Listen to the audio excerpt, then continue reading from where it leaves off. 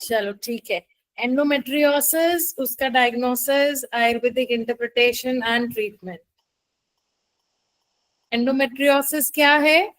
Ectopic endometrium. अगर एक easy भाषा में बोलूं कि एंडोमेट्रियम जो है वो अपनी जगह के अलावा कहीं और आपको पाई जाए तो एंडोमेट्रियोसिस है। यूट्रस के अंदर होती है वो लाइनिंग, उसके अलावा वो ovary, tube, pelvis, bladder, rectum में मिले तो उसको उस कंडीशन को एंडोमेट्रियोसिस कहते हैं। इसका मीनिंग अगर देखें तो endomet means inner lining of uterus, sis means synthesis या formation, osis means abnormal formation. तो एंडोमेट्रियम का abnormal फॉर्मेशन इज एंडोमेट्रियोसिस। उसका एक सिवियर कॉम्प्लिकेशन या एक सिवियर फॉर्म को हम एंडोमेट्रियोमा कहते हैं। एंडोमेट्रियोमा मींस कि जो 3 लाइन पैटर्न हमने एंडोमेट्रियम का देखा था वो उसके अलावा कहीं एक सिस्ट या एक गोले के समान, एक गुल्म के समान मिले। रक्तज गुल्म, इसलिए मैंने गुल्म वर्ड यूज किया यहाँ, इसकी उससे तुलना की गई है। Then symptoms. सिम्टम्स में इट इज पेनफुल, क्रैम्प्स आएंगे, एब्डोमेन, बैक, जहां जहां उसकी ग्रोथ है वहां पे आपको क्रैम्पी फीलिंग आएगी पीरियड के टाइम जब ब्लीडिंग होगी। Bleeding will be heavy, heavy नहीं होगी तो prolonged with spotting. Dyspareunia, that is painful sex, infertility, pain when pooping and peeing। ये मैं बहुत बार बता चुकी हूँ कि जब स्ट्रेन करेंगे मोशन करने में या यूरिन करने में आपको ऐसा लगे कि जोर लगाना पड़ रहा है बट उसमें ना सिस्टोसील है ना कोई इन्फेक्शन है तो थोड़ा सा केयरफुल हो जाएं कि कहीं एंडोमेट्रियोसिस तो नहीं है। And stomach problems, diarrhoea, constipation, bloated, ये सारे एसोसिएटेड सिम्टम्स है एंडोमेट्रियोसिस के। Then causes. कॉजेस में सबसे मेन कॉज है retrograde menstruation, bad flow of menstrual blood which should come out of the uterus. It comes out but partially it goes back into the fallopian tubes and through fallopian tube into the abdomen. जब ऐसा होता है तो वो जहां जहां जाके implant हो जाएगा, बिकॉज एंडोमेट्रियम का नेचर है चिपकने का, तो वहां वहां उसकी ग्रोथ होगी एंड दैट इज एंडोमेट्रियोसिस। अब रिट्रोग्रेड फ्लो क्यों होता है ये हम पहले की क्लासेस में भी बात कर चुके हैं कि एक तो लाइफस्टाइल, हमारी भागदौड़ की जिंदगी जो आजकल बहुत ज्यादा है, देन फिर से वही चीज कप्स एंड टैम्पून्स बिछाए से, देन ड्यूरिंग मेंसेस अगर रिलेशनशिप हो तो ये सब बैकवर्ड पेरिस्टाल्टिक मूवमेंट कराएंगे, क्योंकि जिस तरीके से स्पर्म को ऊपर ले जाने के लिए हमारा जेनाइटल काम करता है वो वैसा ही काम करेगा एंड दैट मे कॉज, 100% नहीं, दैट मे कॉज या चांसेस बढ़ जाते हैं रिट्रोग्रेड मेंस्ट्रुएशन के। Then hormone imbalance. Hormone imbalance में सिर्फ और सिर्फ यहाँ पे ईस्ट्रोजन हार्मोन गड़बड़ होगा तो ही एंडोमेट्रियोसिस के चांसेस है। और ये किस एज में कॉमन है? या तो टीन एज में मीनार्की के पास जब उसमें पीक्स रहते हैं एंड एचपीओ एक्सेस सेट नहीं होता, या फिर ड्यूरिंग मीनोपॉजल 40-45 के आसपास। देन हार्मोन इम्बैलेंस जो मैंने आपको बताया इसमें ईस्ट्रोजन क्रूशियल रोल प्ले करता है। देन बहुत सारे बुक्स में एंड स्टडीज में हमने देखा कि इम्यून सिस्टम गड़बड़ हो, ऑटो इम्यून की कैटेगरी में एंडोमेट्रियोसिस को रखा है कि योर इम्यूनिटी इज रिस्पॉन्सिबल। हमारी इम्यूनिटी से यहाँ पे रोग प्रतिरोधक क्षमता नहीं है, हमारी बॉडी की कुछ नेचुरल फंक्शनिंग है, इननेट फंक्शनिंग्स है कि ऐसे बनेगा, ऐसे शेड होगा और जाएगा, फिर एक नया आएगा, ये हमारी एक फिजियोलॉजिकल फंक्शनिंग है। उसमें कहीं कुछ गड़बड़ हो because of lifestyle, because of medicine, because of stress, because of external pollutants, because of contaminated food, anything XYZ, तो हमारी नेचुरल फंक्शनिंग डिस्टर्ब हो जाती है and that causes, that may cause, क्योंकि कहीं इसका ये हाइपोथेटिकल कॉजेस है एंडोमेट्रियोसिस के कि ऑटो इम्यून डिसऑर्डर में इसको रखा गया। अब ऑटो इम्यून में मैंने जैसे बोला रोग प्रतिरोधक क्षमता नहीं है, लेकिन ये भी हमारी बॉडी की इम्यूनिटी है ना, कि एक कीड़ा ने काटा तो मास्ट सेल्स हिस्टामिन देते हैं एंड यहाँ वासोडाइलेशन होके वो एक व्हील लाइक अपीयरेंस आता है। सेम ऐसे प्रोस्टाग्लैंडिन्स का रोल होता है मसल्स में यूट्रस के, कि इनिबिन, रिलैक्सिन, ये सब जो है छोटे छोटे हार्मोन्स रिलीज होते हैं। तो ये हमारी इम्यूनिटी गड़बड़ होने में हमको एंडोमेट्रियोसिस के चांसेस दिखते हैं। इसके अलावा बॉडी में जब कोई चीज जाके फॉरेन बॉडी चीज जाके ग्रो हो गई, यानी आपने उसको ग्रो होने दिया, वहां पे मेन रोल है इम्यूनिटी का। तो आप देखेंगे kidney transplant, plastic surgeries, post burn जो प्लास्टिक सर्जरी करके ग्राफ्टिंग की जाती है, इन सब में इम्यूनोसप्रेसेंट्स देते हैं। रीजन कि आपकी खुद की इम्यूनिटी उस फॉरेन बॉडी को एक्सेप्ट करेगी नहीं करेगी, रिजेक्ट कर देगी। तो इम्यूनिटी दबा के रखेंगे तो इन ग्राफ्ट्स को, इन ट्रांसप्लांट्स को एक्सेप्ट कर लेगी। तो this is a type of transplant और अ ग्राफ्ट, दो इट इज एलो, खुद ही का है, ऑटोग्राफ्ट है ना। तो इसके लिए इम्यूनिटी हमारी कम है तभी वो एक्सेप्ट कर रही है। तो यहाँ पे बेस्ट इज गिलोय। जहां भी ऑटो इम्यून आ रहा है वहां गिलोय दे दीजिए। Then genetic, family to family देखा गया, your mother, your masi, your bua, your sisters, ऐसा वाला आपकी भाभी या इस टाइप से नहीं कि your mami, they are not your family. Your blood relation में कहीं भी कुछ जेनेटिक मेकअप में एंडोमेट्रियोसिस है तो yes, you are prone for such kind of condition. Surgical scar implantation, ये बहुत केयरफुली करना होता है। इसमें जैसे हमने सीजर किया, सी सेक्शन लिखा है यहाँ, और हिस्टेक्टोमी, तो जो प्लाजेंटा था वो एंडोमेट्रियम से ही बना था। फंडस पे तो बहुत अच्छे से बेसिलस, डेसिडुआ बेसिलस होती है, पर नीचे जहां लोअर सेगमेंट में हम स्टिच कट देते हैं, इंसिजन देते हैं, वहां पे इट इज पेराइटलिस, यानी वो नॉन फंक्शनल डेसिडुअल लाइनिंग है, डेसिडुआ पेराइटलिस कहते हैं उसको। और उसके जो सेल्स हैं they are more like endometrium. तो वो अगर आपके स्टिच लाइन स्कार में कहीं आके एम्बेड हो गए तो that is endometriosis, endometrial cells grow along the surgical scar। उसी के साथ अगर वो बाहर चले जाए, हिस्टेक्टोमी, उसमें भी वही है कि हिस्टेक्टोमी में अंदर एंडोमेट्रियम है। जब आप यूट्रस कट कर रहे हैं तो वो एंडोमेट्रियल टिश्यू कहीं अगर बॉडी में छोटा सा भी एक सेल चला गया जो दिखता नहीं है, वो इम्प्लांट हो जाएगा, that will lead to endometriosis. आज ही एक सर्जरी करी थी, yesterday I told you मेरे 2 पेशेंट्स हैं। तो उसको एक को haemorrhagic cyst with multiple fibroids था, 9 fibroids, the biggest was around एक नींबू के बराबर। मैंने वो वीडियोस थोड़े से डाल पाई हूँ तो डाले हैं।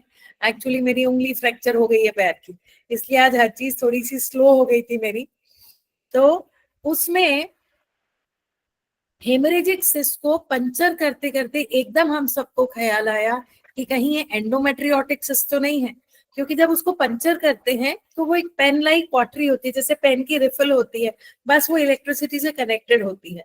तो आप जैसे ही उसको दबाएंगे तो वो बर्न करता है होल, तो वो सिक्रीशंस बाहर आते हैं और उसको सक्शन से या स्वॉब से क्लीन कर देते हैं।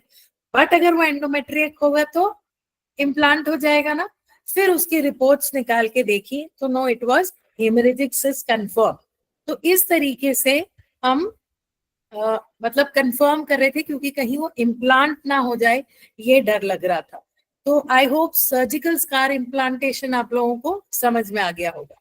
देन एनवायरमेंटल फैक्टर, सब आप लोग आजकल देख रहे हो एंटीऑक्सीडेंट्स खाने का चलन है, देते हैं, है ना, क्योंकि बॉडी में एनवायरनमेंट में इतने पोल्यूटेंट्स हैं कि बॉडी में ऑक्सीडेटिव स्ट्रेस बढ़ रहा है। तो जो हमारे टिपिकल सेल्स हैं वो एटिपिकल में कन्वर्ट हो जाते हैं एंड देन दे कॉजेस दी जो बीमारियां हैं। तो एंडोमेट्रियोसिस को मैंने पहले भी बोला है, it is not fatal to life but it is fatal to our body. जगह जगह जगह अगर एंडोमेट्रियोटिक सेल्स ग्रो हो गए तो प्रॉब्लम करेंगे। तो इसको ये सब पोल्यूटेंट्स टॉक्सिन्स में एंटीऑक्सीडेंट्स देते हैं। एंड आप जान के हैरान होंगे कि हमारे आयुर्वेद में जो एंटीऑक्सीडेंट प्रॉपर्टीज में है उसमें आंवला तो है ही, अश्वगंधा अडैप्टोजेनिक है, बट आम, mango is a very good antioxidant. तो आप मैंगो का इंटेक करें, अति में नहीं पर करें। इसमें मेडिसिन आती है, AOIM-Z का बहुत अच्छा कॉम्पोजिशन है, गिलोय, तुलसी और ये सब है उसमें। ये इस टाइप की चीजें जो भी आप, मैं या पेशेंट्स कंटिन्यूस स्ट्रेस या चेंज में है, उनको ये लेना चाहिए। Then some of the most common places where endometriosis is seen, पहला तो यूट्रस है ही, यूट्रस के पीछे पोस्टीरियर वॉल, यूट्रस के आगे एंटीरियर वॉल। जब इन दोनों में होगा तो bladder, rectum and pouch of Douglas, वहां भी ये मिलेगा। Myometrium, the middle layer, muscle layer वहां पे, और वहां अगर एनग्रेव हो गया तो क्या बन जाएगा? Adenomyosis. Then ovaries, peritoneum, fallopian tube, rectum, bladder, intestine, diaphragm, vagina and distant पे अगर जाएं तो lungs and brain. Endometriosis skin में नहीं मिलता, और खुशी की बात है, मतलब ये चीजें अगर हम देखें, मैंने कॉजेज में बताया कि एंडोमेट्रियोसिस स्किन में कॉमन है अगर हार्मोन को पकड़े तो जिनमें ईस्ट्रोजन ज्यादा है ना। अब ईस्ट्रोजन किस में ज्यादा नहीं है? जो लेडी प्रेग्नेंट है उसमें ईस्ट्रोजन कम, प्रोजेस्टेरोन ज्यादा है। तो प्रेगनेंसी जो है वो खुद में ही हमारा एक बहुत अच्छा डिफेंस मैकेनिज्म है कि हमारा ईस्ट्रोजन 9 महीने कम रहता है। तो जिनको एंडोमेट्रियोसिस है माइल्ड फॉर्म में या आगे बनने की संभावना है, उनकी खुद की एक दवाई हो जाती है प्रेगनेंसी, जो 9 मंथ्स उसको सप्रेस या नेगेटिव फीडबैक देती है। तो लेडी हु इज प्रेग्नेंट या जिनके मल्टीपल प्रेगनेंसीज हैं, उनमें एंडोमेट्रियोसिस की संभावना कम होती है। Then breast feeding, yesterday only I told you कि प्रोलैक्टिन हार्मोन जो है वो मिल्क सिक्रीट करने वाला मेनली है, एंड वो सप्रेसेंट होता है ओव्यूलेशन के लिए। इसीलिए लोग कहते हैं कि फिजियोलॉजिकल एनओव्यूलेटरी साइकिल्स हैं कब? जब लैक्टेटिंग मदर है, that is for 3 months, first 3 months. हम सब ने अन्नप्राशन और ये सब पढ़ा है ना।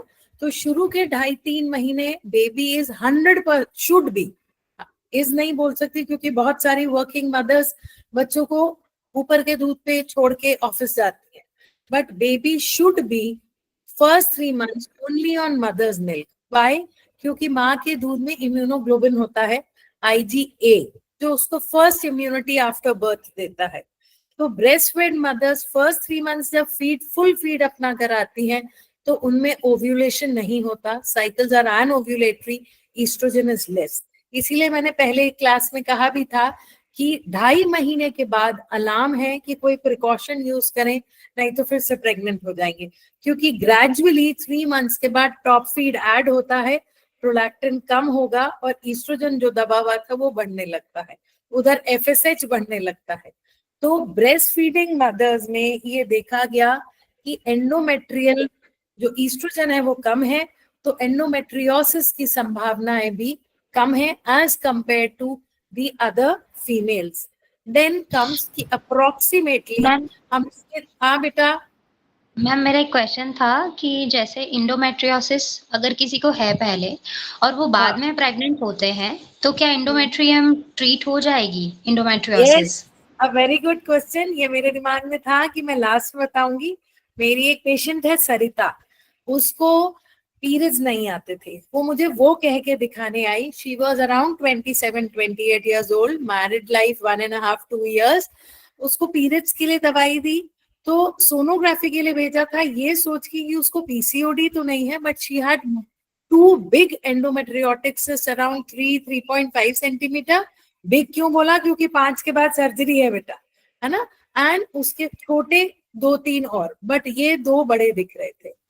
तो मैंने फिर उसका लाइन ऑफ ट्रीटमेंट ही बदल दिया, उसका एंडोमेट्रियोटिक सिस्ट का ट्रीटमेंट किया, एंड लगभग 4-5 महीने ट्रीटमेंट लेती रही। एंड आई टोल्ड हर कि अभी प्रेगनेंसी का मत सोच सरिता, पहले ये ठीक कर। तो अपने आप ही कंसीव करके पॉजिटिव आई मेरे पास, एंड आई वाज सरप्राइज कि एंड हम हर महीने कंसेशनल मोड में उसकी सोनोग्राफी कराते थे कि ये एंडोमेट्रियोटिक सिस्ट बढ़ रहा है तो प्रेगनेंसी को हार्म तो नहीं कर रहा। क्यों? मैं वही यहाँ लास्ट लाइन में बोल रही थी कि 30 to 40% of women with endometriosis are subfertile. They are not infertile. They are subfertile. Fertility कम होगी तो क्या होगा? अर्ली मिसकैरेज या प्री मेच्योर डिलीवरीज के चांसेस बढ़ जाते हैं. तो मेरे को ये डर था इसका बेबी अबॉर्ट ना हो जाए. तो हर बार 1 महीने 1.25 महीने में उसका एक अल्ट्रासाउंड करा रही थी. And you will not believe, baby बढ़ रहा था और सिस्ट छोटा हो रहा था. तो इट वाज सो, मतलब मेरे को इतनी खुशी हो रही थी. एंड यू विल नॉट, मतलब अभी, मतलब मुझे शायद आज क्या है 12th, लास्ट वीक ही फर्स्ट वीक ऑफ जुलाई में पता चला she is again pregnant. I was so happy for her कि स्पॉन्टेनियस प्रेगनेंसी लेके आई है. अभी शायद 2nd मंथ खत्म होकर 3rd आने वाला है. तो एंडोमेट्रियोटिक सिस्ट आपने, अर्पिता आपने पूछा ना बेटा? Yes ma'am. हाँ, तो उसको हम ट्रीट करेंगे. साथ में अगर कोई प्रेगनेंसी के लिए है तो उसको बोलेंगे आप प्लान करें. डोंट गिव हर स्टिमुलेंट, क्योंकि जहां हमने फॉलिकल बढ़ने की चीज दी तो वो ईस्ट्रोजन है ना. आप बोलो आप प्लान करो. जैसे जैसे उसकी सब फर्टिलिटी इंप्रूव होगी वो अपने आप कंसीव करेगी. And she conceived. ठीक है. तो प्रेगनेंसी में कम होगा साइज. ठीक है, आगे बढ़ू. Yes ma'am. अब आता है कॉम्प्लिकेशन. कॉम्प्लिकेशन में सबसे बड़ा कॉम्प्लिकेशन फर्टिलिटी इशू है कि फर्टिलिटी को वो हैम्पर करता है, कम करता है. तो endometriosis interferes in the ability of conceiving. Why? Because वहां का सर्कुलेशन गड़बड़ हो रहा है, पहला. दूसरा, शायद वो ओवरी और ट्यूब में है, तो ट्यूब में है तो ब्लॉक हो रहा होगा, ओवरी में तो ओव्यूलेशन हैम्पर हो रहा है. तो इस तरीके से ये देखा गया कि फर्टिलिटी जो है वो कम होती है. Then pain. Pain again is a very bad symptom. वो पेशेंट को पूरे टाइम जो दबा दबा दर्द चलेगा प्री मेंस्ट्रुअल फेज में, वो बहुत इरिटेटिंग है. एंड जब जब रिलेशन हो उसको पेन हो, वो और डिस्टर्बिंग होता है. तो pain is a complication. Then adhesions. ये फिल्म्स में आज ऐड नहीं कर पाई हूँ, आई वाज नॉट कंफर्टेबल, तो मैं कल ऐड करने की कोशिश करूंगी. मेरी आज एक पेशेंट जिसकी डायग्नोस्टिक लैप्रोस्कोपी थी, उसको बहुत एडिशंस थे. मैं आपको लाइव दिखाना चाहती हूँ एडिशन किसको कहते हैं. वो अभी ऐड नहीं हो पाएगा बेटा वो वीडियो. मैं कल तो छुट्टी है हमारी, मंडे को ऐड करके आपको दिखाऊंगी. You just see the videos, आपको उससे एडिशन लाइव देखने मिलेगा. अभी कितनों को पता है एडिशन क्या है? जल्दी से बताओ. मैम जैसे टीवी करते हैं तो दिखता है सर्विक्स पे. इमेजिन करना बेटा, एडिशन का मीनिंग नहीं, आप इमेजिन कर सकते हो पेल्विस में एडिशन कैसा होगा. हाँ जी मैम. चलो, तो मैं आपको परसों दिखाऊंगी कि वो एडिशंस कैसे हैं और फिर उसको कैसे हटाते. ठीक है. तो एडिशन अगेन एक बड़ी खराब चीज है, क्योंकि अगर फिम्बरी एडर हो गए तो वो ओवम को नहीं लेंगे, है ना. अगर ओवरीज एडर हो गई तो वो ट्यूब से दूर हो जाएंगी, वो चिपक जाएंगी. इस पेशेंट की बिल्कुल चिपकी नहीं थी. इनको किसिंग ओवरीज बोलते हैं, मैं परसों दिखाऊंगी. वो दोनों आपस में ऐसी चिपकी नहीं थी. ब्रॉड लिगामेंट पूरा पीछे, ट्यूब्स अलग पड़ी हैं, तो वो कहाँ से प्रेग्नेंट होगी. Then ovarian cyst. ये है उस पेशेंट की जो मैं एंडोमेट्रियोटिक सिस्ट, सरिता जिसकी बात की. Endometrioma, endometriotic cyst, chocolate cyst, ये तीनों लगभग एक ही चीजें हैं. दे आर मोर और लेस सेम. इसमें क्या होता है कि आगे इमेज है, मैं दिखा देती हूँ आपको तो आप ज्यादा अच्छे से समझ पाएंगे. ये एक लाइव इमेज है. ये दिख रहा है सबको, रेड नोड्यूल्स है ना, इमेज दिख रही है ना. अब ये जो नोड्यूल है बेटा, ये है एंडोमेट्रियम. ये लाइव ही है. ये धीरे धीरे हर बार बढ़ेंगे ईस्ट्रोजन के इफेक्ट में, एंड ये एक गोला बना लेंगे, एक ग्रंथि बना लेंगे, and that is called endometriotic cyst, chocolate cyst या एंडोमेट्रियोमा. क्लियर. अब ये अगर ओवरी में बन गए तो हम ओवरी को पंचर करके निकाल सकते हैं. फिम्ब्रियल एंड पे बन गए तो डैमेज हो जाएगा फिम्ब्रिया. और बॉडी के किसी और पार्ट में बने तो वहां पे उस पार्ट को वो प्रेशर की वजह से पेन. ब्लैडर के ऊपर बन गए तो यूरिन करने में पेन. रेक्टम में बन गए तो बाउल मूवमेंट्स डिस्टर्ब होंगे. तो इस तरीके से ओवेरियन सिस्ट जो है उनका कॉम्प्लिकेशन देखते हैं हम, जहां जहां वो एक ग्रंथि के रूप में आ जाते हैं. प्रेगनेंसी कॉम्प्लिकेशन तो मैंने बता ही दिया कि या तो कंसीव नहीं करेगी, करेगी तो मिसकैरेज के चांसेस, क्योंकि उसका यूट्राइन आर्टरी का सर्कुलेशन ये भी ले रहा होता है। तो this also grows, that also grows, तो जो डेसिडुआ बनता है वो उतना अच्छा नहीं बनता, या प्रीटर्म डिलीवरीज। अब नॉर्मलिटी बच्चे में नहीं आएगी, उसकी ग्रोथ में प्रॉब्लम आएगी। देन दी कॉम्प्लिकेशंस में, अच्छा कॉम्प्लिकेशंस हो गई। अब स्टेजेस, एंडोमेट्रियोसिस की स्टेजेस होती हैं। बेटा म्यूट कर ले प्रांजल, प्रांजलि अपने आप को म्यूट कर ले बेटा।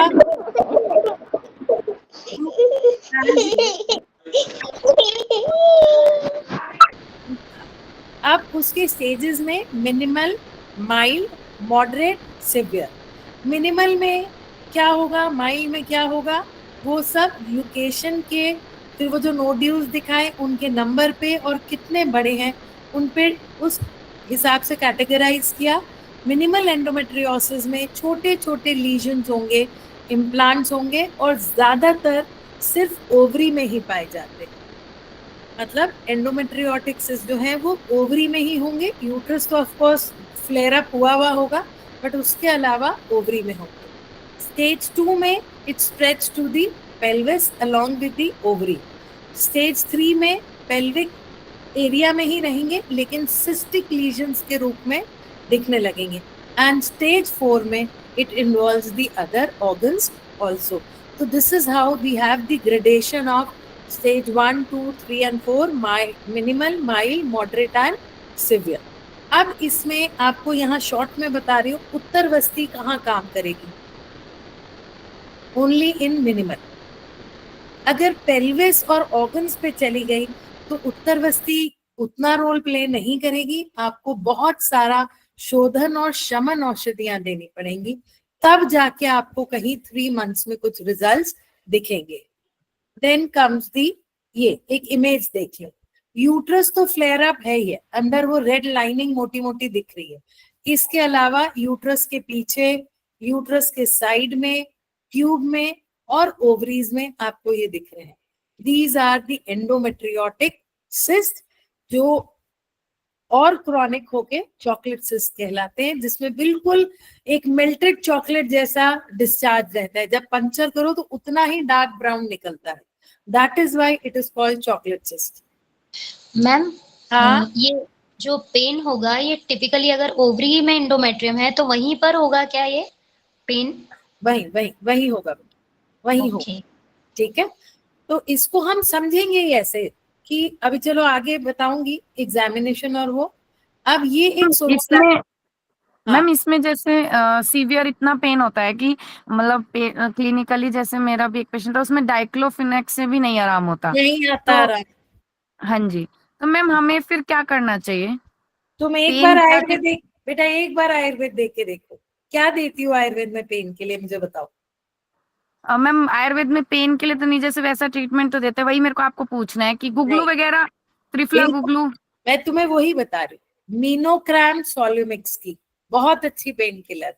मीनो cramp, okay. Yes, antispasmo, as a antispasmodic काम करेगी। मीनो मेंसिस, क्रैम्प आ गया समझ हाँ में, जी, हाँ जी, हाँ मीनोक्रैम। जी साथ में मैम, बिकॉज हाँ, दशमूल, मैंने एक बार एक पेशेंट था, उसको एंडोमेट्रियोसिस का, उसको दे दिया था डाइक्लोफेनेक भी लगवा दिया था। देन पेशेंट को सिर्फ और सिर्फ आधे घंटे रिलीफ हुआ, देन सीवियर टेम्पररी पेन पे रिलीफ, पेशेंट फिर से। टेम्पररी है ना, हाँ टेम्पररी जी, आता है। अब देख हाँ मैंने दशमूल बोला, तो दशमूल मतलब ये नहीं बेटा कि किसी एंडोमेट्रियोटिक पेशेंट को हैवी ब्लीडिंग है तो दशमूल देंगे, उसको हाँ जी, लोदरासत दे देना, ओके ओके, एंटी इंफ्लेमेटरी है ना वो, उसको हाँ जी, हाँ दशमूल जी, देना, हैवी ब्लीडिंग और बढ़ जाएगी। हाँ जी, हाँ जी, मीनोक्रैम के साथ, मीनोक्रैम तो देना है, और एक नहीं 2 TDS, ओके 2 TDS ठीक देंगे, है, छोटा मोटा देना ही नहीं है। एंड जैसे पीरियड की डेट 2 है, मान लो 2 हाँ तारीख जी, है, तो उसको 28-29 से चालू कर दो, ओके। पहले तो से। मैम इंस्टेंट मिलेगा इससे? आता है, बिल्कुल ओके आता है, मैं तो कुछ और यूज ही नहीं करती।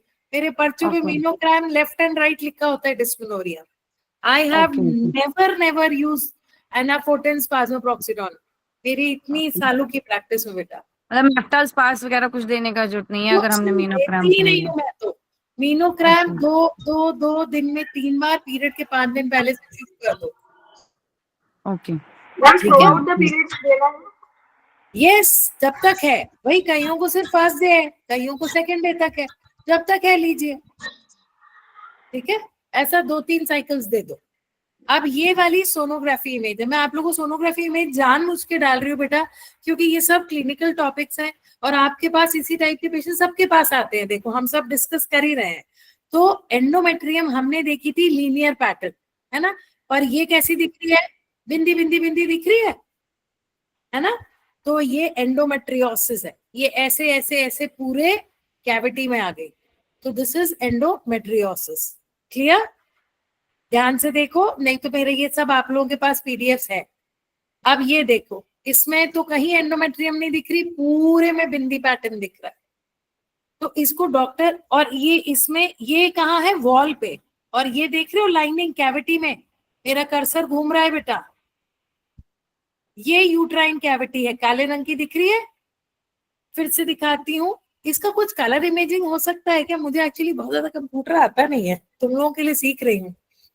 देखो ये यूट्रस है, कर्सर दिख रहा है ना, ये पूरा यूट्रस है, ये पूरा है ना, ये पूरा यूट्रस है बेटा, यहाँ ये पूरा।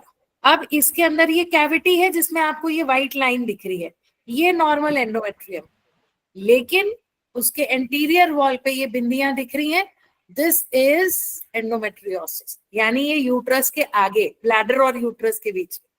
तो इसको सोनोग्राफी वाली मेरी जो फ्रेंड है वो कैसे करती है, एंडोमेट्रियोटिक इंप्रेशंस क्वेरी, कंफर्म नहीं करते क्योंकि ये लोग डरते हैं कि भाई मेडिको लीगल केस, कंफर्म होगा एमआरआई या सीटी में। तो query endometriotic lesion seen on the anterior wall of uterus, ऐसे लिख के भेजते हैं। तो इस तरीके से हमारा डायग्नोसिस कंफर्म होता है। क्लियर हुआ? नेक्स्ट कम्स वो जो मैंने आपको इमेज दिखाई, ये नोड्यूलर लीजन्स। अब डायग्नोसिस, पहला medical history, dysmenorrhoea, severe dysmenorrhoea. देखो एक चीज होती है कि मैडम दर्द होता है, एक होता है कि तड़पती है मेरी बच्ची। तो तड़पने में अगर सोनोग्राफी हो रही है और उसमें कुछ नहीं आ रहा, तो आप चले जाएं सीटी या एमआरआई पे, क्योंकि कोई सिस्ट नहीं है, कुछ नहीं है, तो हो सकता है बिगनिंग ऑफ एंडोमेट्रियोसिस हो जो सोनोग्राफी में नहीं आ रहा, तो go for that for confirmation. Unmarried में, मैरिड में अगर सिवियर पेन अब होने लगा, पहले नहीं होता था, लेकिन रिलेशन के टाइम या रिलेशन के बाद पेन होता है, उसके बाद पेल्विस में पेन बना रहता है, then it is either PID और एंडोमेट्रियोसिस। पीआईडी सोनोग्राफीज में बहुत क्लियर दिखता है, free fluid seen in pouch of Douglas, वो नहीं दिख रहा, गो फॉर सीटी। घबराओ नहीं टेस्ट करने से बेटा, क्योंकि आपका ट्रीटमेंट उस पर डिपेंड करता है, नहीं तो हम मीनोक्रैम्प और दशमूल देके ही बैठे रहेंगे। अगर एंडोमेट्रियोसिस है तो साथ में हमको लेखन करना है।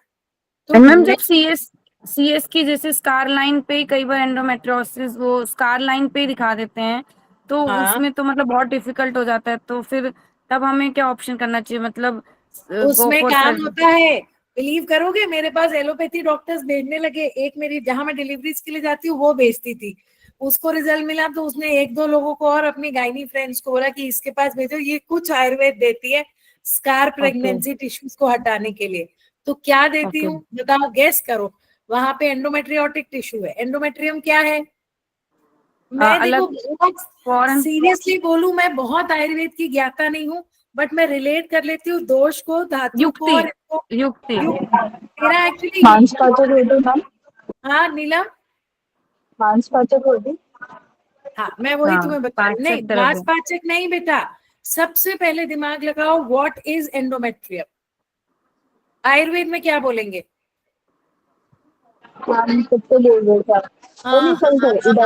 एंडोमेट्रियम क्या है आयुर्वेद में? बही पुष्प। आना पे जाओ, बही पुष्प, बही पुष्प। आर्तव का एक प्रकार। आर्तव क्या है? रस की उपधातु है। रस पाचक चिकित्सा करेंगे सबसे पहले, उसको प्रमोट करेंगे इससे अजमोदादी और चित्रक यस, वगैरह। अजमोदादी और चित्रक, उसके साथ उसको ऑगमेंट कर देंगे, मतलब उसको एनहांस कर देंगे, समझ गए, and give it for a longer period. फिर वो रक्तज गुल्म भी है, वहां कुछ ब्लड कलेक्टेड है, रसपाचक चिकित्सा करो, you will get the results. 8-10 patients को कर चुकी हूँ। स्कार एलोपैथ वाले तो जिसने सीएस किया होता है ऐसे पेशेंट को, वो मतलब ऐसे कह देते हैं कि आपका ऐसे प्रॉब्लम और रेफर खुद ही कर देते हैं, क्योंकि उन्हीं ने ही सीएस किया होता है और उसके ऊपर स्कार के ऊपर बन जाता है, तो उनको पता होता है कि कभी हमारी मिस्टेक पे ना आ जाए पेशेंट। तो ऐसे काफी पेशेंट आते हैं घूम फिर के जो 10 जगह दिखा चुके होते हैं। अब मेरा ना already। टचवुड मैं बताऊं, मेरा एलोपैथी फ्रेंड्स का सर्कल ज्यादा है, एंड हम लोग हाँ में जी। इतनी अच्छी ट्यूनिंग है ना, ऐसा कभी भी नहीं आता कि मैं आयुर्वेद वाली हूँ, नहीं तो मैं हाँ आज जी। सर्जरी में क्यों खड़ी रहती, मैं आ जाती, Exactly। पेशेंट की आप करो, जबकि पैर टूटा वहीं पे डायग्नोज हुआ हाँ कि जी। फ्रैक्चर हो गया, हाँ जी। हाँ जी। है ना। क्या होता है, you have to be theoretically strong, ये मेरा मानना है। हम ओके। थियोरेटिकली स्ट्रॉन्ग होंगे ना बेटा, तो हमको कोई नहीं दबा पाता। जैसे हाँ जी। हाँ मेरी जी। पेशेंट है, मैं पूरे टाइम बोलती रहती हूँ, पता है, ऐसे चुप नहीं रहती, डाई डालो, देखो वहां दिख रहा है ना, मतलब कंटिन्यूअसली मेरी आवाज वहां चलती है, तो उन्हें लगता है इसको आता है, एंड फिर हमारी फ्रेंडशिप इतनी स्ट्रांग हो जाती है ना, बिकॉज आई डोंट इंटरफेयर उनकी उसमें, दे डोंट इंटरफेयर मेरे में, एंड हम दोनों कोलैबोरेट होके चलते हैं। वो ऐसे ही यस बोलेगी मैम। मेरी जो फ्रेंड है कि प्रीति ये कर दिया, अब तू आगे अपना कुछ दे देना, हाँ खत्म। जी। तो उसमें वो जो एक बॉन्ड बना है, आज 23 इयर्स का हमारा बॉन्ड है, and we have not even किसी भी पॉइंट पे आर्ग्यू नहीं किया, है ना। तो यस मैम। उसको वैसा ही करना है बेटा, कि आप जिस पेशेंट को ट्रीट कर रहे हो, एंड ऐसा नहीं है कि मैं पढ़ने आपको बोल रही हूँ, मेरे ये दोनों पेशेंट्स के लिए जो सर्जन आए थे, उन्होंने एंड मेरी गायनेक फ्रेंड ने, दोनों ने पहले कल पढ़ाई करी है। मुझे आज हाँ वो जी। यही बोले, मैं वीडियोस देख रहा था कि इसको कैसे ठीक करूं। नहीं मैम, अब तो तो खुद एलोपैथ डॉक्टर कहते हैं कि आयुर्वेद में हो जाएगा इसका ट्रीटमेंट, हमारे पर खुद ही कह देते हैं वो तो, आयुर्वेदिक तो ले लो मैं इसका। वही तुम्हें समझा रही हूँ कि मैं तुम्हें डायग्नोसिस मॉडर्न का क्यों बता रही हूँ बेटा, क्योंकि तुमको भी उसकी जरूरत है। एंडोमेट्रियोसिस वर्ड आयुर्वेद में था ही नहीं, हमने उधर उदावर्तनी योनि व्यापक से उसको रिलेट किया और उसमें दोष डाले कि ट्रीट हम आयुर्वेद से करेंगे, हम ट्रीट Exactly। डानाजोल से या ओसीपिल से नहीं करेंगे। ये बस मेरा एक कहना है कि आप उसको समझो कि ये आयुर्वेद में क्या है, और ट्रीट आयुर्वेद से करो, ट्रीट एलोपैथी से मत करो, फिर क्या फायदा है इतना साल पढ़ने का, है ना। तो मेडिकल हिस्ट्री लेंगे, अनमैरिड की हिस्ट्री सिर्फ पेन होती है बेटा, और पेन इतना कि वॉमिट सेंसेशन आए, खाना ना खाया जाए। आपको होना चाहिए कि सोनोग्राफी में कुछ नहीं आ रहा, सीटी कराना है, ठीक है।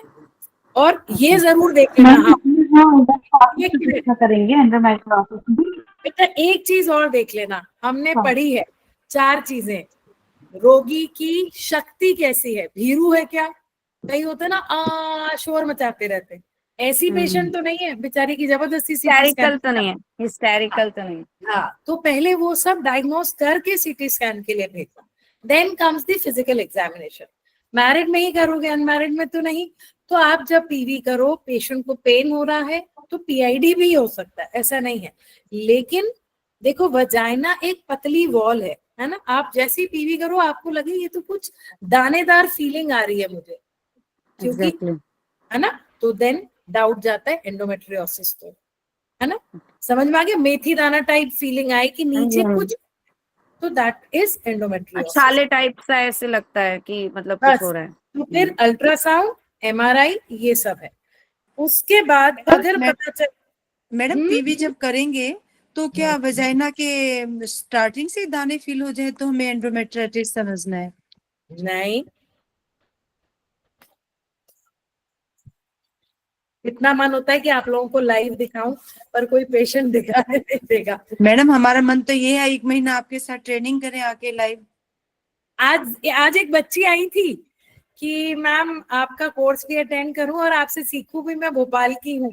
मैंने कहा बेटा पैर हो गया फ्रैक्चर, तू अभी 15 दिन बता, क्योंकि मैं क्लिनिक मेरे हिसाब से जाऊंगी, जब पेशेंट इकट्ठे हो जाएंगे चली जाऊंगी। तो ये देखो ऐसा है ना वजाइना। अब हमने उसमें फिंगर डाली, मान लो, अब मैं आपको कैसे समझाऊंगी ना, अंदर तो ये सर्विक्स है और बाहर वजाइना, इमेजिन करो हमने पीवी किया, तो हम जब ऊपर फील करेंगे, ऊपर से हाथ दबाएंगे और फिंगर, यहाँ आपको दाने फील हो, ऐसे ही नीचे रेक्टम के उधर फील हो बारीक बारीक कुछ ग्रैन्युलेशन, तो then it is chances of endometriosis. ठीक है, thank you. Ma'am, Ajmodati, and one more thing you told, ma'am. स्लाइड चलेगी, रुको रुको। हाँ बेटा, Ma'am, Ajmodati and another one you told, ma'am. What to give, ma'am? Treatment. एक मिनट बेटा, दादी बटी। एक मिनट, ये Sorry. स्लाइड चलेगी। एक मिनट बच्चा, स्लाइड नहीं दिख रही होगी, वो हिल गया था उससे। दिखने लगी? ठीक है। अब इसमें हम पढ़ रहे थे, स्टेजेस तक आ गए थे, इस पे आ गए थे, ये डायग्नोसिस। डायग्नोसिस में अब जब पता चल गया, बेटा आपकी आवाज नहीं आ रही है। मैम, जो एंडोमेट्रियोसिस का जो ट्रीटमेंट बताई थी आप, अभी क्यूए राउंड में बताऊंगी, चलो ये फटाफट खत्म कर दो। अब जब पता चल गया कि एंडोमेट्रियोसिस है, तो एलोपैथी वाले लैप्रोस्कोपी और बायोप्सी करते हैं अपने को। वो अगर बहुत ज्यादा इनफर्टिलिटी वाली पेशेंट है तो हम उस पे जाएंगे, नहीं तो हम अपना ट्रीटमेंट चालू कर देंगे। ठीक है, अब आती है स्ट्रैटेजीज एलोपैथी की कि कैसे हम रिस्क कम करें। तो सबसे पहले बॉडी का ईस्ट्रोजन कम करते हैं। वो कैसे? नेगेटिव फीडबैक इफेक्ट से। पहला डानाजोल एक टाइप का हार्मोन है जो ईस्ट्रोजन को सप्रेस करता है। दूसरा जीएनआरएच एंटागोनिस्ट, मतलब आप सोचो गोनाडोट्रोफिन्स को रोक देते हैं, तो जब उसको रोकेंगे बेटा तो वो गलत हो जाएगा ना, वो गलत हो जाएगा, क्योंकि आप अपने गोनाडोट्रोफिन्स को सप्रेस कर रहे हो 3 मंथ्स, 6 मंथ्स, 8 मंथ्स। तो इसीलिए मैं बोलती हूँ मुझे ये ट्रीटमेंट नहीं पसंद। वेट बैलेंस जरूर करें, क्योंकि वेट का पूरा पूरा डायरेक्ट कनेक्शन है ईस्ट्रोजन और टेस्टोस्टेरोन से। अगर हम मेल कैटेगरी में जा रहे हैं तो टेस्टोस्टेरोन लेवल डिस्टर्ब होता है, और फीमेल ये पीसीओडी वाला पैटर्न है तो ईस्ट्रोजन बढ़ रहा होता है जब हम ओबेस हो रहे होते हैं। देन अल्कोहल जो लड़कियां पीने लगी हैं, उनसे मेरी रिक्वेस्ट है कि प्लीज पीना बंद करिए। बहुत बच्चियां पी रही हैं आजकल, मतलब कॉलेज में भी हम देख रहे हैं कि ये चीज बिल्कुल फैशन बन गई है, alcohol and smoke. Please stop it. आपने आज से पहले एंडोमेट्रियोसिस नहीं सुना होगा जितना आप सुन रहे हो because of your eating habits. उसको बंद करो। Caffeine, over use of caffeine should be stopped. Fibre diet, natural food, omega 3, vitamin E, ये सब खाएं एंड प्लांट बेस्ड चीजों को प्रेफर करें। ठीक है, ये नॉर्मल एक मैंने आपको बताया डाइट में। चाइनीज मैं बिल्कुल कंडेम करती हूँ, I am fond of Chinese, but घर में बनाओ। अजीनोमोटो नाम की जो चीज है वो टेराटोजेनिक है, और उसका टारगेट ऑर्गन होता है टेस्टीज एंड ओवरीज। पढ़ना आज मेरी क्लास के बाद। टेराटोजेनिक मीन्स अबनॉर्मलिटी डेवलप करने वाला। एक अच्छे सेल को कैसे अबनॉर्मल करना है, ये अजीनोमोटो करता है। तो हमेशा मैं प्रेगनेंसी में अजीनोमोटो वाली चीजें पेशेंट्स को बंद कराती हूँ। मम्मा छोले आप अच्छे नहीं बनाते, बाजार में बहुत अच्छे हैं। ये जो बहुत अच्छे हैं ना, ये टेस्ट मेकर्स डले हैं, और हर टेस्ट मेकर में अजीनोमोटो है। अजीनोमोटो शुड बी बैंड, पर नहीं हो रहा बैन, तो हम बैन करें। ठीक है, then comes the Ayurvedic point of view perspective. Ayurveda में एंडोमेट्रियोसिस नाम की कोई चीज नहीं है। वहां पे सिर्फ लक्षण हमें मिले हैं योनि व्यापद में, वातला योनि व्यापद, उदावर्तनी, ये जो लक्षण मिले इन सब को हमने कंसाइज किया और एंडोमेट्रियोसिस के ट्रीटमेंट की लाइन, प्लान, एक्शन बनाई। तो उसमें फोकस किस पे किया? मैं जानबूझ के ऐसी स्लाइड बनाती हूँ जो मैं सोचती हूँ। दोष पे, दूष्य पे, स्रोतस पे, और फिर उसकी पैथोजेनेसिस संप्राप्ति बनाई और ट्रीटमेंट किया। अब पहला इसका ही डेफिनेशन की लाइन है रिट्रोग्रेड मेंसुरेशन, उल्टा जा रहा है। तो अपान वायु जो नीचे आती है वो नीचे न जाके वहीं अटकी है, वात का अवरोध हो गया। यस, अब अवरोध कौन करेगा? अवरोध करेगा आम, कफ जो वहीं पे चिपक गया, और पित्त गड़बड़ हो रहा है, इसलिए अवरोध होने के बावजूद जगह जगह ब्लड एंडोमेट्रियम जमा हो रही है, तो पित्त बढ़ गया। प्लान ऑफ एक्शन, पित्त शामक चिकित्सा, वात का अवरोध हटाना और लेखन, क्योंकि ओवर ग्रोथ हो रहा है, over growth because of collection of cough, cough वहां जमा हो रहा है एंड वो सिक्रीटरी एक्टिविटी उसकी बढ़ती जा रही है, इसीलिए वो सिस्ट बन गया। तो पहला शोधन किसका? पित्त का, जो बहुत बढ़ गया और हर जगह ब्लड ब्लड ब्लड इकट्ठा कर दिया। देन अनुलोमन, जो इकट्ठा हो गया उसे निकालेंगे और जो इकट्ठा है उसको कम करेंगे। लेखन, मेरी इस 15 दिन की क्लास के बाद प्लीज इतना मेरे को प्रॉमिस करो कि आप लोग सब इन्हीं लाइंस पे ट्रीटमेंट करोगे। 1 नहीं 2 नहीं 3 महीने में आप लोग सब परफेक्ट होने चाहिए, ठीक है। एंड अपनी बुक्स खोलो कि कौन बेस्ट लेखन करता है। देखो बेटा, मुझे त्रिकटु अच्छा लग रहा है, शायद आपको वरुण अच्छा लगे, आपका एक्सपीरियंस वरुण के। मेरे को कांचना नहीं पसंद है, सच बताऊं, मुझे कांचना में कहीं रिजल्ट ही नहीं दिखता ज्यादा, बट क्योंकि हमारे आचार्य तो सिस्ट पे भी नहीं है, सिस्ट पे भी ज्यादा काचनार का इफेक्ट नहीं है, फिब्रोएडिनोमा में किसी में भी मैंने दिया है 3 मंथ, ज्यादा मतलब इफेक्ट नहीं बेटा, है। इस केस में मैं क्या करती हूँ, अपन एक पेशेंट को 2 गुग्गुल देंगे तो उसका पेट खराब हो जाएगा, तो मैं कांचनार वो का डिस्कम्फर्ट हो जाता है, तो मैं कांचनार का कषाय ले लेती हूँ और गुग्गुल प्रिपरेशन में त्रिफला गुग्गुल ले लेती हूँ, समझ गई? जो पेशेंट को इन्फ्लेमेशन कम करेगा। हाँ, तो पेशेंट को ओवरलोड ऑफ गुग्गुल भी नहीं कर।